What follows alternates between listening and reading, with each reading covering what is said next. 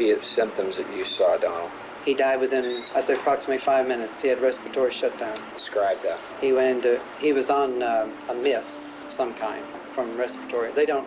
There's several different things, so I just say he was on some kind of respiratory. And very fast breathing, shallow, and then he was gone. Bonjour à tous et bienvenue dans une nouvelle vidéo. Aujourd'hui nous allons parler du cas de Donald Harvey, qui est un tueur en série américain. Probablement que la plupart d'entre vous connaissent déjà cette affaire puisqu'il est très connu, mais je trouvais que c'était inconcevable de ne pas parler de ce tueur sur cette chaîne. Mais avant de commencer cette vidéo, comme d'habitude, si le contenu de notre chaîne vous plaît, n'hésitez pas à mettre un petit like, des commentaires, à vous abonner juste en dessous si ce n'est toujours pas fait. Et sans plus tarder, c'est parti pour l'affaire de Donald Harvey, l'homme qui se disait être l'ange de la mort.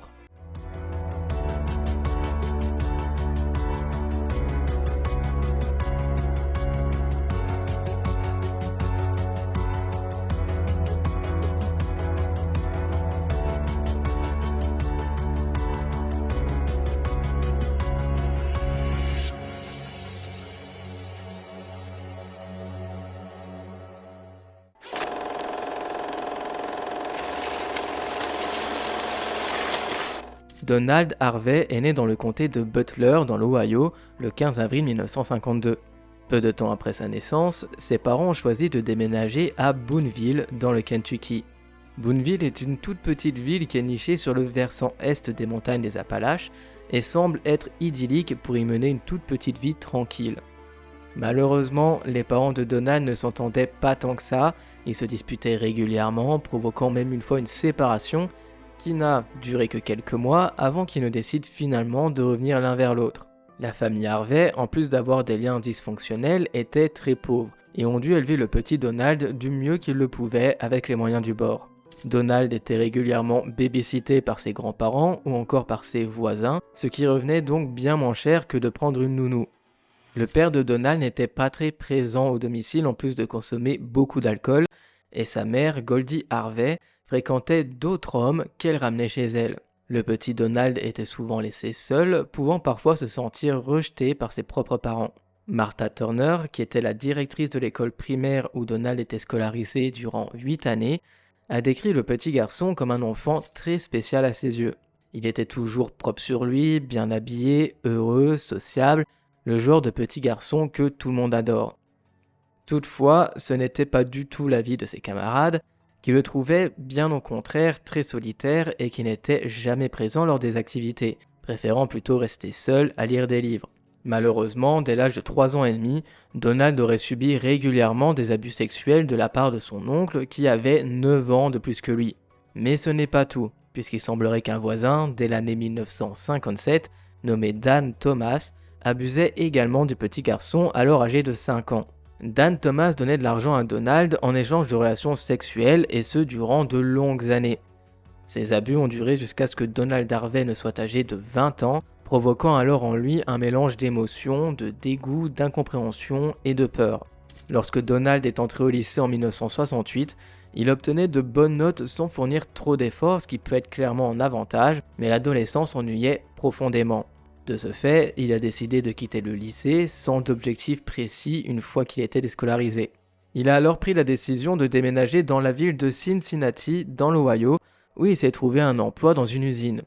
Il a tout de même obtenu son GED par correspondance de l'école de Chicago en 1968. Toujours la même année, Donald a eu son premier rapport consenti avec un autre jeune homme, et dès l'année suivante, âgé de 17 ans, il a commencé une relation occasionnelle avec James Peluso.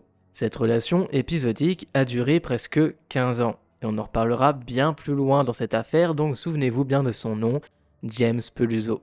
En 1970, cela faisait déjà 2 ans que Donald travaillait comme ouvrier à l'usine. Malheureusement, le travail s'est fait de plus en plus rare, et le jeune homme a finalement été licencié.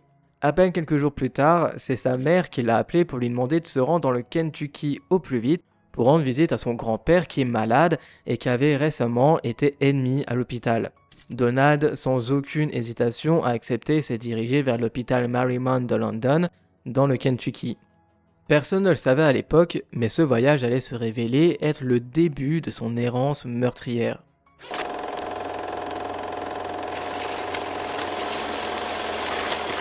Donald Harvey passait beaucoup de temps à l'hôpital et s'était très bien entendu avec les religieuses qui y travaillaient. À un tel point que, lors d'une conversation tout à fait banale, l'une d'entre elles a demandé au jeune homme s'il serait, éventuellement, intéressé par un poste d'aide-soignant. Sans emploi, ne désirant pas retourner à l'usine et sans diplôme, Donald a sauté sur l'occasion. Dès le lendemain, il était aide-soignant à l'hôpital Marymount, alors qu'il n'avait aucune formation médicale ni même sociale. Pourtant, son nouveau poste lui permettait de passer des heures seul avec les patients, d'insérer des cathéters, de distribuer des médicaments. Mais heureusement, tout ceci s'est produit sans incident durant les premières semaines de Donald, jusqu'au jour du 30 mai 1970. Donald Harvey est âgé de 18 ans et va commettre alors l'irréparable. Le jeune homme s'est approché d'un patient nommé Logan Evans qui avait eu une crise cardiaque. Selon Donald, l'homme l'aurait frappé au visage. Nous ne saurons jamais si cela s'est vraiment passé ou non, puisque l'aide-soignant a étouffé son patient avec un morceau de plastique ainsi qu'un oreiller. Alors, pourquoi un morceau de plastique? Tout simplement pour le placer entre le visage de sa victime et de l'oreiller, dans le but qu'aucune fibre ne se retrouve dans les voies respiratoires de celui-ci, au cas où une autopsie serait faite. Lorsque l'homme est décédé, Donald s'est débarrassé de ce morceau de plastique, a nettoyé son patient et l'a habillé d'une tenue d'hôpital propre. Il a ensuite prévenu l'infirmière de garde que le patient ne réagissait plus, suite à quoi il a été déclaré mort, pensant qu'il avait simplement fait une autre crise cardiaque qui cette fois-ci lui aurait été fatale. Suite à quoi il n'y a eu aucune autopsie, ni même de doute quant à Donald. Dès le lendemain, cet homme a tué un autre patient, sans même attendre que quelques jours s'écoulent avec son précédent meurtre. Le patient s'appelait James Tyree et était atteint d'un cancer. Selon Donald, il l'aurait tué par accident en se trompant et en utilisant la mauvaise taille de cathéter pour une sonde urinaire. James le laissait faire, mais lorsqu'il a eu une douleur atroce, il lui a crié d'enlever le cathéter. Donald aurait maintenu celui-ci avec ses mains, causant alors la mort du patient qui a commencé à vomir du sang, décédant d'une hémorragie interne. 3 semaines se sont ensuite écoulées lorsque l'aide-soignant décide de tuer une nouvelle fois, mais cette fois-ci non pas par accident. Ce meurtre est survenu le 22 juin 1970. Donald Harvey a débranché le réservoir d'oxygène d'une vieille femme nommée Elizabeth Wyatt. L'homme, qui se considère à présent comme l'ange de la mort, considère cet assassinat comme un meurtre par pitié.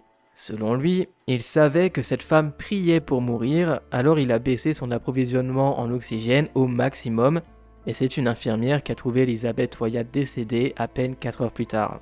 5 jours se sont écoulés lorsque le 10 juillet 1970, Donald a tué un vieil homme du nom de Eugene McQueen en le mettant sur le ventre. Bien que cela puisse paraître étonnant, l'homme ne devait surtout pas se retrouver allongé sur le ventre et s'est alors noyé dans ses propres sécrétions. Donald a informé l'infirmière de garde que son patient semblait aller mal, mais celle-ci, sans même venir vérifier ce qui se passait, lui a dit de s'en occuper, même si celui-ci était mal. Donc, dans ce cas, Donald a tout simplement écouté les ordres, il a donné un bain à son patient décédé, afin d'éviter tout soupçon. L'hôpital l'a évidemment appris par la suite et a couvert cette erreur en le mettant sur le compte de sa jeunesse et de sa naïveté. Mais bon, évidemment, suite à tout ça, tout au long de ses années de service au Marymount, les médecins et infirmières le taquinaient gentiment pour avoir donné un bain à un mort. Et heureusement qu'il ne connaissait pas la vérité. Le 27 juillet suivant, Donald a commis son premier assassinat prémédité. Des années plus tard, lors d'une interview en 1997 avec un journaliste, l'homme a expliqué que lorsqu'il était rentré dans une chambre pour vérifier comment se portait une victime d'un AVC qui s'appelait Ben Gilbert, ce dernier avait frotté des excréments sur son visage. Donald Harvey s'était mis en colère et avait perdu tout contrôle de lui-même, déclarant alors ceci. « Tout ce dont je me souviens, c'est que je l'ai étouffé. C'était la goutte d'eau qui faisait déborder le vase. J'ai pété un plomb. Je venais aider cet homme et il voulait frotter tout ça sur mon visage. » Ben Gilbert avait quasiment assommé l'aide-soignant avec un urinoir en acier. Il avait également renversé son urine sur lui. Le patient était complètement désorienté à cause de son AVC et avait confondu Donald avec un cambrioleur. Pour lui, il n'était pas à l'hôpital mais chez lui, et donc il a simplement voulu se défendre. Mais malheureusement, il est tombé sur la mauvaise personne puisque ce n'est pas un prétendu cambrioleur à qui il s'est pris, mais à son futur meurtrier. En effet, l'aide-soignant a attendu toute la nuit avant de se glisser dans la chambre de ce patient, a posé sur lui une sonde urinaire de taille 20, qui à la base est destinée aux femmes, à la place d'une taille 18 qui est destinée aux hommes, avant de redresser un cintre en acier qu'il a enfoncé à travers le cathéter, perforant ainsi la vessie et l'intestin de Ben Gilbert, qui est entré dans un état de choc instantané avant de sombrer dans le coma. Désolé pour les détails, je sais à quel point c'est vraiment horrible. Donald a ensuite camouflé ce crime, enlevé le fil de fer, remplacé le cathéter de taille 20 par un taille 18, a nettoyé sa victime comme si de rien n'était. Il a même pris le temps de prendre une douche avant d'aller tranquillement prévenir les infirmières que le patient semblait aller mal. Sans blague. Une infection s'est évidemment rapidement propagée et le patient est mort à peine quelques jours plus tard. Malgré les semaines qui passaient et les morts qui arrivaient dans le même temps, personne ne se doutait que ceux-ci étaient des meurtres, encore moins commis par l'un des leurs. Dans l'impunité la plus totale, Donald Harvey se sentait tout-puissant, intouchable, et n'a pas hésité un seul instant à continuer ses crimes. L'aide-soignant a ensuite entamé une relation avec un employé des pompes funèbres nommé Vernon Maiden. Et Vernon lui offrait énormément d'informations sur la façon dont le corps humain réagissait lorsque certaines choses lui étaient faites. Par exemple, lorsqu'on étouffe quelqu'un, le visage est cyanosé, c'est-à-dire qu'il prend une teinte bleutée. Cependant, une suffocation par un sac plastique est très difficile à déceler pour un médecin légiste. Donald Harvey apprit donc à ses côtés tout ce qu'il fallait savoir pour ne pas être soupçonné de meurtre. Quelle aubaine pour ce jeune aide-soignant qui se compare à l'ange de la mort. Peu de temps après, son petit ami l'a amené dans le monde des sciences occultes dans un groupe ésotérique. Toutefois, il ne l'a pas laissé prendre part au rituel parce que ce dernier n'était pas un membre de la confrérie. Le 15 août 1970, Donald recommence à tuer et cette fois-ci, la victime se nomme Maud Nichols.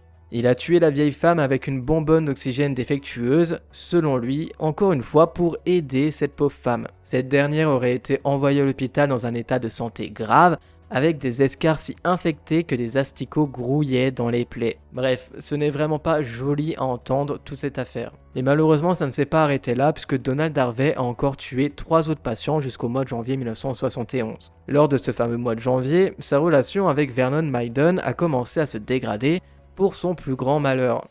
L'aide-soignant est tombé en dépression et a commencé à fantasmer sur la possibilité d'embaumer Vernon vivant. Complètement déprimé, en l'espace de 10 jours, l'homme a tué 3 nouveaux patients et le mois de janvier n'était même pas encore fini. L'homme devenait inarrêtable. Le 26 janvier 1971, il a utilisé à nouveau la bonbonne à oxygène défectueuse pour assassiner un patient, John Combs, qui avait des problèmes cardiaques et respirait mal. Puis l'homme a fait une pause dans sa carrière criminelle jusqu'au 14 mars 1971, lorsqu'il a assassiné Milton Sasser en lui injectant une énorme dose de morphine qu'il avait volée dans l'armoire des infirmières. Mais cette fois-ci, il a commis une erreur, celle de jeter l'aiguille dans les toilettes, sauf qu'elle est restée dans la cuvette. Bien que l'homme de ménage ait tombé dessus, personne, mais vraiment personne, n'a jamais fait de connexion entre cette aiguille et le décès de Milton Sasser, et pourtant, ça aurait pu sembler logique pour beaucoup de personnes. Donald Harvey, à l'âge de 18 ans, avait déjà fait 15 victimes et n'était pas prêt de s'arrêter en si bon chemin. Le 31 mars 1971, Donald, qui était complètement ivre, a été arrêté pour une raison tout autre que ses meurtres, le cambriolage d'un immeuble. Alors que les policiers l'interrogeaient concernant ce délit, le jeune homme a commencé à parler de manière incohérente des meurtres qu'il avait commis.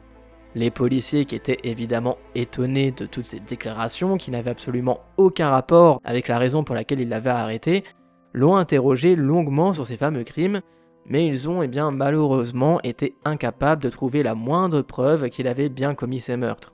Ils n'ont inculpé l'homme d'aucun crime et ont surtout cru finalement qu'il inventait des choses parce qu'il était complètement saoul. Quelques semaines plus tard, des suites de ce cambriolage, il a été jugé, plaidé coupable afin d'obtenir une peine réduite, obtenant alors une simple amende pour ce délit. Mais tout de même, le juge a également condamné Donald à quitter le comté et l'y a interdit de séjour.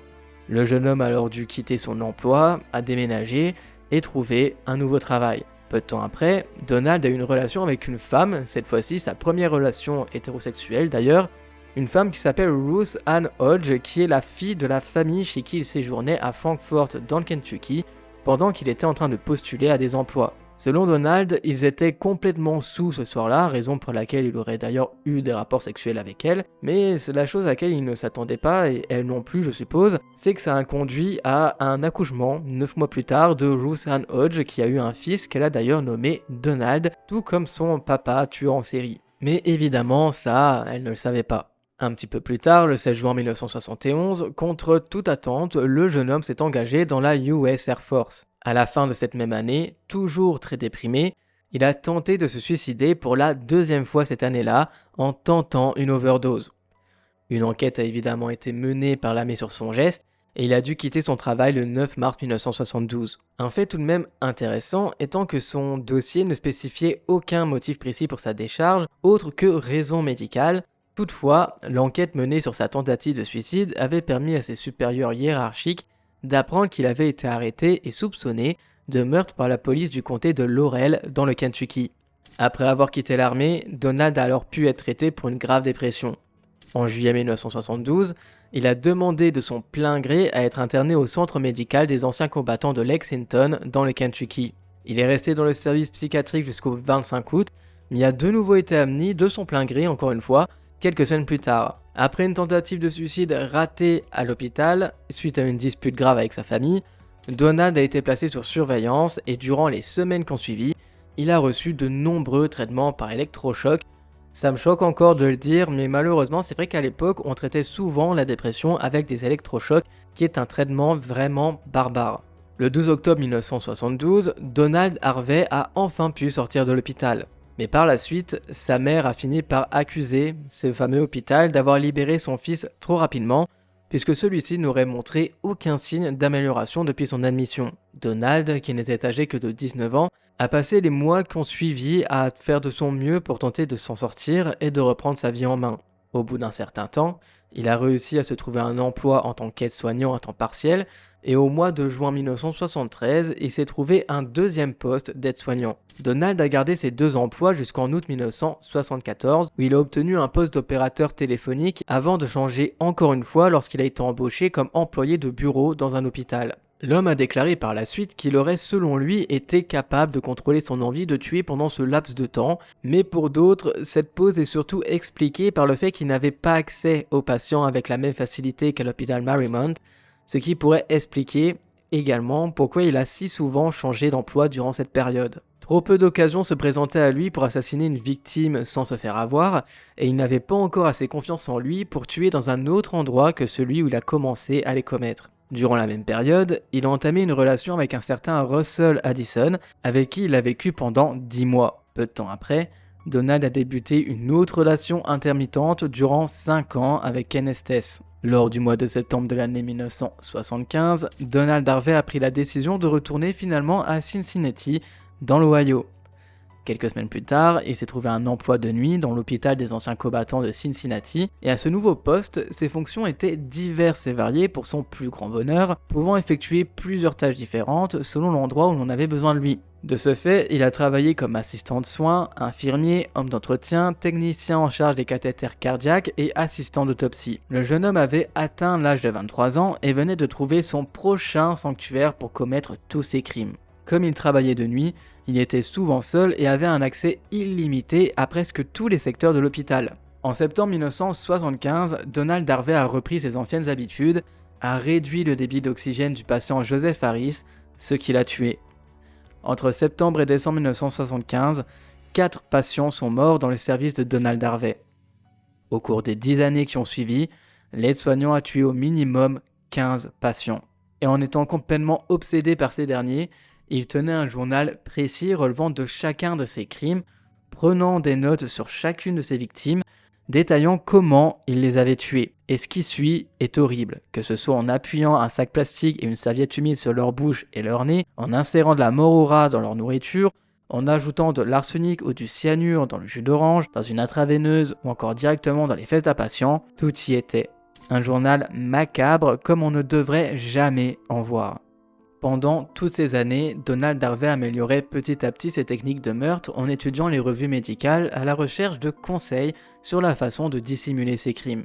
Au fil du temps qui passait dans sa folie meurtrière, l'homme a récolté plus de 13 kilos de cyanure qu'il avait patiemment volé en petite quantité à l'hôpital et qu'il gardait précieusement chez lui pour en prendre lorsqu'il décidait d'assassiner un patient. Lorsque l'homme était seul, il glissait le mélange dans la nourriture de sa victime ou le versait directement dans sa sonde gastrique. En juin 1977, toujours intéressé par les sciences occultes, Donald a rejoint un groupe occulte et jusqu'au début des années 1980, il participait régulièrement à des cérémonies ainsi qu'à des messes noires avant de finalement décider de rester plutôt seul et de créer lui-même un hôtel avec des bougies et plein de choses un peu macabres. Et pendant ces prières, vous parliez à qui? À mon guide spirituel, Duncan. Duncan. Je lui demandais s'il était temps de tuer John ou un autre. Bref, au début des années 1980, en prenant confiance en lui, après toutes ces années finalement sans jamais se faire arrêter ni même soupçonner de quoi que ce soit, il a commencé à sortir de ses schémas habituels. Par exemple, lorsqu'il a rencontré Doug Hill avec qui il s'est mis en couple un petit temps, il a tenté de l'assassiner, loin de l'hôpital et de ses patients habituels. En effet, le couple se disputait régulièrement, et après une énième dispute, Donald a décidé de mettre de l'arsenic dans la crème glacée de son petit ami. Heureusement, Doug Hill a eu seulement des crampes d'estomac, mais cette tentative de meurtre est importante à noter dans son parcours criminel, parce que c'est la première fois qu'il tentait d'assassiner quelqu'un en dehors d'un hôpital. Après sa séparation, le 1er août 1980, il a commencé une autre relation avec Carl Hoeller. Rapidement, ils ont choisi de vivre ensemble, mais tout aussi rapidement, Donald commençait à tenter de le tuer, parce qu'il était sûr et certain que Carl était infidèle lorsqu'il se rendait dans un parc tous les lundis. Donc Donald mettait discrètement de petites doses d'arsenic dans la nourriture de Carl le dimanche afin qu'il soit trop malade pour quitter leur appartement le lendemain. Par la suite, persuadé que leur voisine et amie de Carl qui s'appelle Diane tentait de les séparer, il lui a versé à elle aussi dans ses boissons un sérum contaminé avec cette fois-ci l'hépatite B. La pauvre femme a évidemment failli mourir avant que l'infection ne soit diagnostiquée et qu'elle soit alors traitée. Donald a par la suite essayé de l'infecter avec le VIH, mais n'y est pas arrivé, fort heureusement pour elle. Toutefois, ce n'est pas la même chose qu'a connu une autre voisine nommée Hélène Metzger. Au début de l'année 1983, parce que Donald pensait qu'elle était elle aussi une menace dans sa relation avec Carl, il a empoisonné une tarte et un pot de mayonnaise avec de l'arsenic. La pauvre femme se retrouvait paralysée et a été conduite à l'hôpital où, suite à une trachéotomie, elle a été victime d'une hémorragie et n'a jamais repris conscience. Elle est décédée quelques jours plus tard, le 10 avril 1983, et encore une fois, l'homme n'a été soupçonné d'absolument rien. L'histoire aurait pu être encore plus dramatique puisque après son enterrement, sa famille s'était réunie chez elle et plusieurs personnes ont été empoisonnées par la mayonnaise à l'arsenic. Personne n'en est mort, heureusement, et ils ont simplement pensé à un empoisonnement alimentaire, une chose assez banale finalement. Enfin, quand je dis empoisonnement alimentaire, cette fois-ci ce n'est pas volontaire, simplement que ça avait sûrement tourné, qu'ils l'ont mangé, que pas de chance pour eux.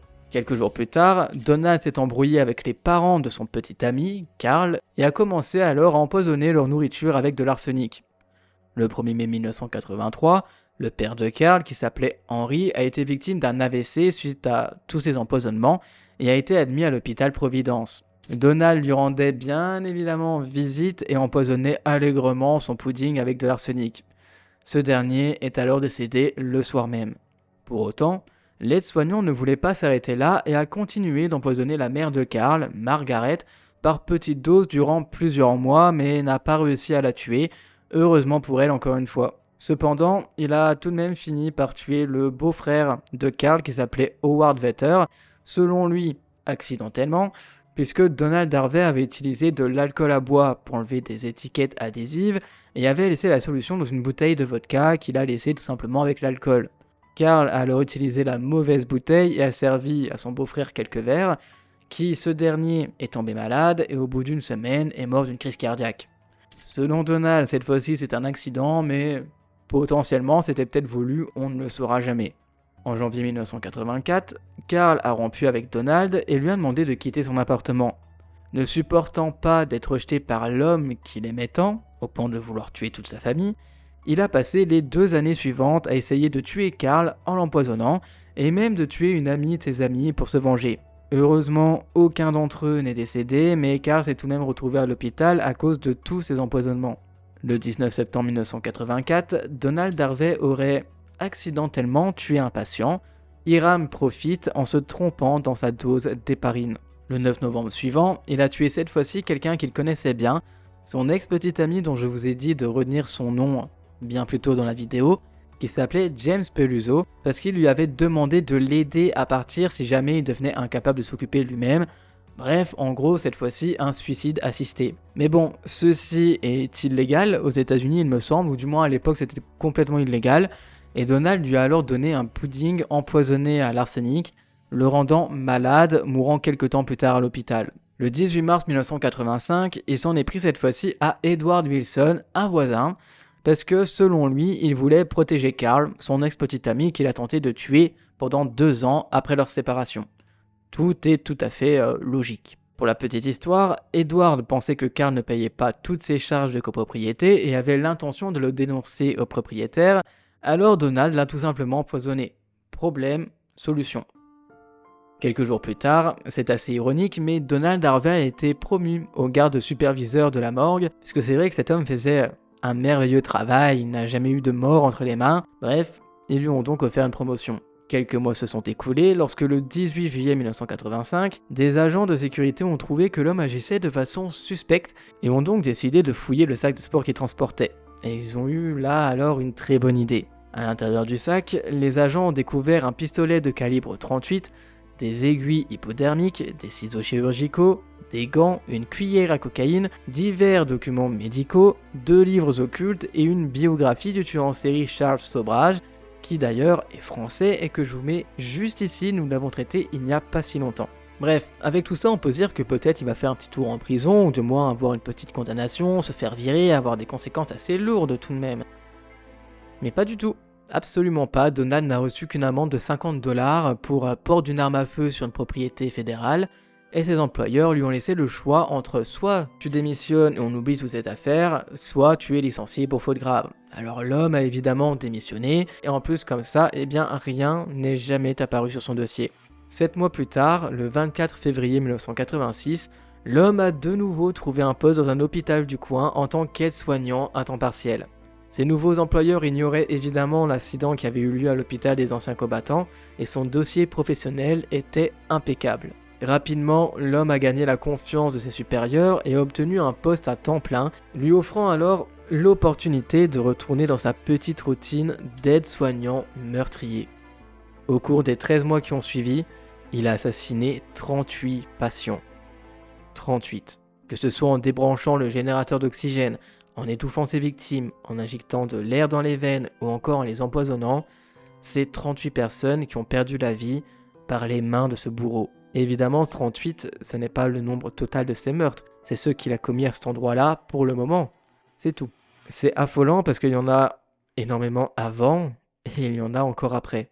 C'est gravissime. À partir de novembre 1986, il a commencé à consulter un psychologue pour traiter sa dépression suite à sa rupture avec Carl.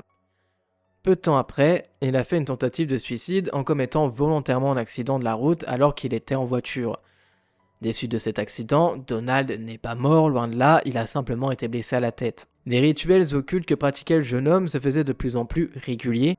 Il a commencé à amener régulièrement du cyanure à l'hôpital, cyanure qui, je vous rappelle, avait volé à son ancien travail, les fameux 13 kilos de cyanure. De novembre à février, il a fait 6 nouvelles victimes, presque 8, si 2 d'entre eux n'avaient pas survécu à ces empoisonnements. Le 6 mars, il s'en est pris à Joe Pike, en mélangeant sa nourriture avec du détachol, un solvant pour adhésif destiné à être utilisé sur des sacs de colostomie. Le lendemain, il a tué Hilda Letts en mélangeant le même produit dans son jus d'orange et en lui injectant à travers son tube gastrique. Je n'ose imaginer à quel point ce genre de mort devait être atroce pour toutes ces personnes. Donald Harvey est littéralement inarrêtable. Personne ne le soupçonne, il a confiance en lui et se permet de tuer plus d'1 personne par jour. Mais alors, quand l'homme va-t-il enfin s'arrêter? Quand quelqu'un va-t-il enfin s'apercevoir des horreurs que commet cet aide-soignant?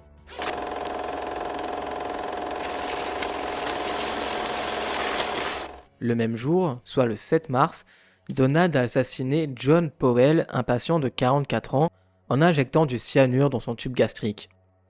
John Powell était dans le coma depuis plusieurs mois suite à un accident de moto ayant provoqué de graves blessures à la tête, et c'est grâce à cet homme que tout allait enfin changer.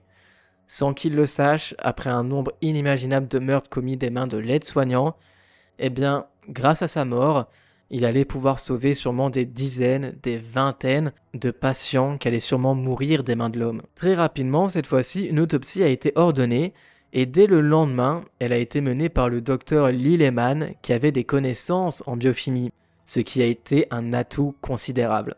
Puisque suite à ses connaissances, il connaissait très bien l'odeur du cyanure. Alors lorsqu'il a ouvert le corps de John Powell pour faire l'autopsie, il a immédiatement reconnu les effluves très caractéristiques de ce produit. Il a procédé à l'autopsie et a envoyé des échantillons à plusieurs laboratoires différents afin d'étayer ce qu'il pensait être un empoisonnement. Les 3 laboratoires, sans l'ombre d'un doute, ont confirmé que son intuition était la bonne. La direction de l'hôpital Drake Memorial a rapidement prévenu la police de Cincinnati, qui a demandé en plus de ça de l'aide au FBI. Les enquêteurs qui ne trouvaient aucun mobile de meurtre pouvant provenir soit des amis ou encore de la famille de John Powell, ont commencé à se concentrer sur les employés de l'hôpital qui avaient eu accès à la chambre du patient. Heureusement, pour faciliter l'enquête, la liste de ce personnel était relativement courte, et un surnom allait leur faciliter encore plus la tâche. En effet, en apprenant que Donald Harvey se faisait appeler l'ange de la mort à l'hôpital par ses propres collègues, parce que étrangement, il semblait toujours là quand quelqu'un mourait, les policiers ont directement concentré toute leur attention sur lui.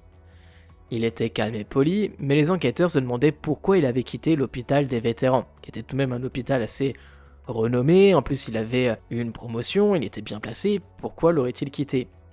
Et comme vous le savez, ce n'était pas marqué sur son dossier, donc ils ont dû faire un petit peu d'enquête. Avant tout ça, Donald a accepté d'être interrogé, mais juste après avoir acheté un ouvrage qui expliquait comment battre le polygraphe. Donc le polygraphe, pour les nouveaux arrivants, c'est le détecteur de mensonges. Mais de toute évidence, ça ne l'a pas aidé, ça ne sert à rien, puisqu'il a fini par être amené au poste de police après celui-ci, ce qui signifie qu'il l'a littéralement raté. Les détectives Jim Lawson et Ron Camden l'ont interrogé durant un long moment, jouant tantôt au gentil flic, tantôt au méchant flic, jusqu'à ce que ce Donald finisse enfin par craquer. Il a commencé par avouer avoir empoisonné John Powell, mais a affirmé qu'il avait mis fin à ses jours parce qu'il se sentait totalement désolé pour lui et sa famille, qu'il était persuadé qu'il n'allait jamais se réveiller et donc autant abréger les souffrances de tout le monde. En premier lieu, il a totalement nié avoir tué qui que ce soit d'autre. Suite à ces révélations, les policiers ont obtenu un mandat de perquisition pour fouiller l'appartement de l'aide-soignant et y ont découvert toute une montagne de preuves incriminantes contre l'homme. Des bocaux de cyanure et d'arsenic, des livres sur l'occultisme et les poisons, et un compte-rendu détaillé du meurtre de John Powell que Donald avait écrit dans son journal intime. À la suite de cette découverte, il a évidemment été inculpé de meurtre avec préméditation, accusation pour laquelle son avocat commis d'office, William Wallen, lui a conseillé de plaider non coupable pour cause d'aliénation mentale. Suite à quoi, le 26 mai 1987 a eu lieu l'audience avec les rapports d'un psychiatre et d'un psychologue clinicien afin de déterminer si l'homme était mentalement sain ou non, et donc légalement responsable de ses actes ou non. Roger Fisher, le psychologue, a conclu que Donald connaissait la différence entre le bien et le mal et avait toujours été en mesure de comprendre qu'un meurtre était un crime et donc complètement illégal. Il a également conclu qu'il ne souffrait d'aucune maladie mentale ou encore de malformation du cerveau qui aurait pu le pousser à commettre ces meurtres. Malgré tout, je suis toujours un être humain. J'ai des sentiments, je sais faire la différence entre le bien et le mal. Le psychiatre, lui, a conclu que Donald avait des antécédents de dépression en raison d'expériences traumatisantes vécues durant son enfance, mais qu'il n'était pas et n'avait jamais été psychotique, mettant totalement à mal la défense prévue par son avocat. Début juin, un journaliste d'une télévision locale a demandé publiquement si Donald Harvey pouvait être responsable d'autres meurtres au Drake Memorial. Le lendemain, il a reçu des appels anonymes d'infirmières expliquant que l'homme avait sûrement causé d'autres décès. Ces infirmières, suspicieuses, avaient prévenu déjà leur responsable auparavant au moment justement des faits, mais leur responsable leur avait simplement demandé de se taire. Les infirmières ont expliqué aux journalistes qui voulaient bien les entendre cette fois-ci qu'après l'arrestation de Donald, le directeur de l'hôpital, Jane Taylor, avait réuni le personnel du service où travaillait l'aide-soignant pour leur expliquer que le Drake Memorial avait mené sa propre enquête et que John Powell était la seule et unique victime de Donald. Il leur avait affirmé que la police n'avait rien trouvé de plus et que personne ne devait parler aux journalistes sous peine de potentiellement se faire virer, et perdre son emploi, ça ne fait jamais plaisir, surtout aux États-Unis. Mais les infirmières ont malgré tout donné les noms de 33 victimes potentielles aux journalistes. 33, c'est énorme. Est-ce que j'ai besoin encore de vous décrire les quinzaines, puis les quarantaines de meurtres qu'il avait commis à ses différents emplois, plus les 33 potentielles victimes qu'il y a là? Bref, c'est un nombre complètement fou. Face au directeur de l'hôpital, le journaliste a évidemment nié mener une enquête quelconque parce que les infirmières craignaient des répercussions négatives, et il y avait de quoi. Mais Jane Taylor a rapidement compris que celui-ci menait son enquête et épaulé par l'équipe dirigeante du Drake Memorial, il a lancé une campagne de calomnie pour tenter de discréditer le journaliste. Cependant, il ne pouvait évidemment empêcher l'homme d'accéder aux documents officiels et notamment aux avis d'essai des patients puisque le Drake Memorial est un établissement public, ce qui signifie donc que ces avis d'essai sont totalement ouverts à quiconque souhaiterait les examiner. Le journaliste, du nom de Millard Saint, a découvert que les jours et les heures des nombreux décès considérés comme suspicieux par les infirmières correspondaient parfaitement avec les horaires de travail de Donald Harvey. Comme par hasard, ne pouvant utiliser ces informations sans mettre en péril la carrière des infirmières, il a décidé de rencontrer William Wallen, l'avocat de Donald Harvey, et de lui faire part de toutes ses découvertes. L'avocat ne lui a, au départ, accordé aucun crédit, et pensait simplement que Millard Saint était un journaliste à sensation qui voulait faire son petit papier, gagner un cachet dessus, et c'est tout. Mais malgré tout, il a voulu rencontrer son client pour lui demander s'il avait fait d'autres crimes, s'il avait tué quelqu'un d'autre, ce à quoi Donald a été très honnête avec son avocat en lui répondant sans hésitation que oui, rajoutant qu'il pouvait seulement estimer le nombre total, car il y en avait trop. Selon lui, il avait assassiné près de 70 personnes, alors son avocat, face à cette déclaration, était complètement ahuri et pensait que son client lui mentait ou voulait se moquer de lui, avant de faire le rapprochement avec tous les dires du journaliste. De prime abord, l'avocat voulait garder les aveux de Donald Harvey pour lui, puis a fini par réaliser que de toute manière, le journaliste allait annoncer publiquement tous ses soupçons. William Wallen a alors pris la décision qu'il devait obtenir toutes les informations possibles de Donald pour changer sa défense, et il ne devait absolument pas plaider l'aliénation mentale, mais plutôt tenter d'obtenir une négociation. Donald Harvey devait avouer tous les meurtres qu'il avait commis, et en échange, il allait échapper à la peine de mort. L'avocat a alors contacté le journaliste Millard Saint et lui a laissé entendre que ses soupçons étaient fondés, puis jour après jour, lui fournissait plus d'informations au fur et à mesure que Donald lui avouait ses crimes. Son but était que le journaliste présente publiquement Donald Harvey comme un tueur en série qui était le seul à pouvoir connaître le nombre exact et l'identité de ses victimes, ce qui a évidemment été fait. Quelques semaines plus tard, sachant qu'il ne parviendrait pas à prouver tous les crimes de Donald Harvey, le procureur Hartney a accepté la négociation qui allait permettre à Donald Harvey d'échapper à la peine capitale. Le 9 juillet 1987, Donald Harvey, âgé de 35 ans, s'est installé avec les enquêteurs de la police et du FBI devant une caméra et a avoué avoir commis 24 meurtres au Drake Memorial Hospital. Au total, il pensait avoir tué près de 70 personnes, mais le chiffre était tellement énorme que les enquêteurs étaient évidemment sceptiques. Ils ont voulu que l'état mental de Donald Harvey soit de nouveau évalué pour savoir s'ils pouvaient éventuellement le croire. Après plusieurs tests psychiatriques menés par de nombreux experts, un porte-parole du bureau du procureur à Cincinnati a expliqué ceci aux médias. Cet homme est sain d'esprit, mais c'est un tueur compulsif. Il accumule l'attention dans son corps, alors il tue simplement des gens. Donald Harvey a été jugé le 18 août 1987 et a plaidé coupable de 24 assassinats et 10 tentatives de meurtre. Il a évidemment été reconnu coupable et condamné à 60 ans de prison incompressible. Quelques mois plus tard, il a été jugé cette fois-ci dans le Kentucky et a avoué 12 meurtres supplémentaires. Il a cette fois-ci été condamné à la perpétuité. La justice le soupçonne de 57 meurtres au total, mais a été incapable de trouver des preuves directes de sa culpabilité. En avril 1988, Jane Taylor, l'ex-directeur de l'hôpital où il a commis des meurtres, a admis devant un tribunal qu'il avait falsifié un document public. Le directeur avait ajouté des notes manuscrites au dossier de Donald, indiquant de manière mensongère que 2 de ses anciens employeurs avaient affirmé que ce dernier pouvait tout à fait être embauché. Les familles de plusieurs victimes ont alors porté plainte contre les dirigeants et le personnel médical des hôpitaux en question. Pour obtenir sa négociation et ainsi échapper à la peine de mort, Donald Harvey avait juré en 1987 avoir avoué l'ensemble de ses crimes. Mais plot twist, en 2005, il a expliqué l'inverse, déclarant ceci. Il n'y a eu finalement que 2 ans et demi durant lesquels je n'ai rien fait, de 1971 à 1974. En tout, j'ai tué 87 personnes. En fait, j'en ai tué 87. Je ne peux pas vous dire où et comment, mais j'ai tué 87 personnes. Sachant que Donald a toujours eu une excellente mémoire de ses crimes, ce chiffre hallucinant est malheureusement potentiellement la vérité. Les dernières nouvelles de Donald Harvey datent du 28 mars 2017, lorsque celui-ci a été très sévèrement battu par des détenus dans sa cellule du pénitencier de Toledo. Il a succombé à ses blessures et est décédé le 30 mars 2017 à l'âge de 65 ans.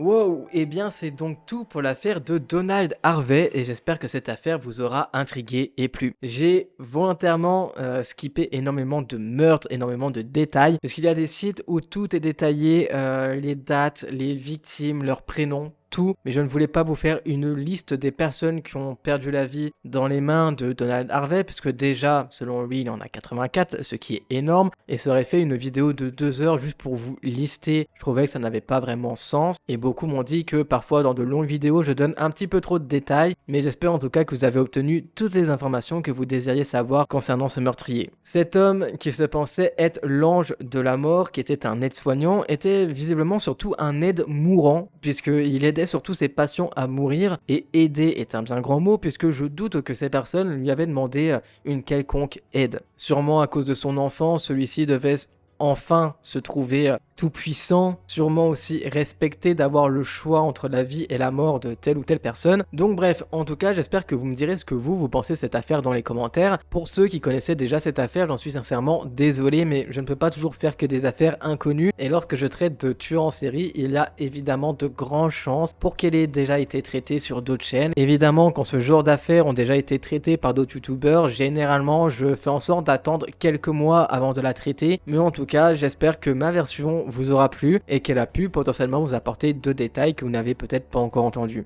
En tout cas, merci à vous d'être toujours autant présents pour regarder nos vidéos. Merci à vous qui commentez, qui mettez des likes et qui vous abonnez. C'est vraiment super de votre part de nous soutenir. Parce que comme vous le savez, pour vous, ça ne prend que 2 secondes. Mais pour nous, c'est un énorme soutien pour faire grandir la chaîne. Donc merci à vous tous. Le mois d'août a bien débuté. C'est bientôt la rentrée. Donc prenez soin de vous. Profitez au maximum de vos vacances pour ceux qui en ont. Et on se retrouve très prochainement pour une nouvelle vidéo. Merci à vous. Ciao.